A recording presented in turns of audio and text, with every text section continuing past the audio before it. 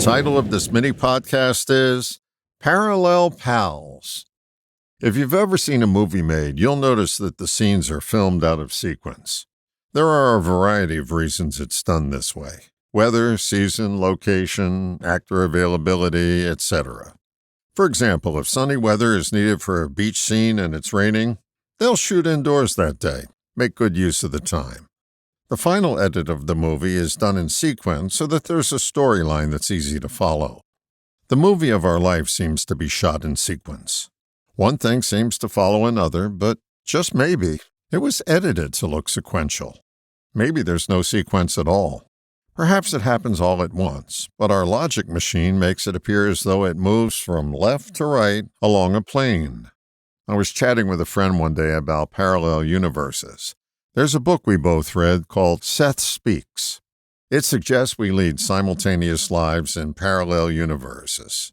For example, you may have been engaged to be married to someone and broke it off and married someone else. In this parallel universe, you went on to marry that first person and have whatever life you had together, while also being married to someone else in this universe with a totally separate life. The parallel you may have taken many job offers in other parts of the country, while the you you're aware of stayed home in this universe and spent 45 years working for a local company. If nothing else, it's fun to think about. But what if it's true? Or we pretend it to be true? What if every time we came to a crossroads in life, we went in all directions? How could we use it to our best advantage here and now? Let's pretend you're stuck in a certain unpleasant situation. You've looked for all the remedies to remove the glue, but you're still stuck. What to do? Consult your parallel pals. Who knows you any better than you? One of your pals, that's who.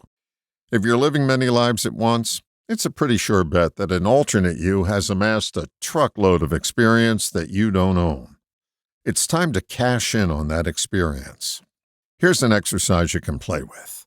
Call a meeting of all your parallel pals, parts of you that went on to do other things and live other lives.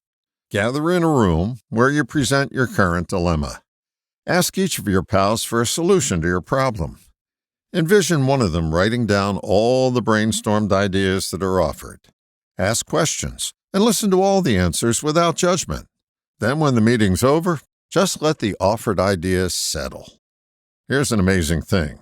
Something will pop as a result of this meeting. It may be an hour later or 2 days later, but something will emerge that makes sense to take action on. Now, whether you take action on it or not, that's really up to you. The good news is you don't have to let anyone know you're crazy. You can privately hold these meetings anytime you want to, and no one has to know how you're beginning to move through life more fluidly unless you tell them. Remember the reality of brainstorming. It's usually the crazy idea that spurs you on to a creative solution. Here's my final suggestion. Set your beliefs aside for a moment and entertain the crazy notion of parallel pals. It may just open the door to a whole new world. All the best, John.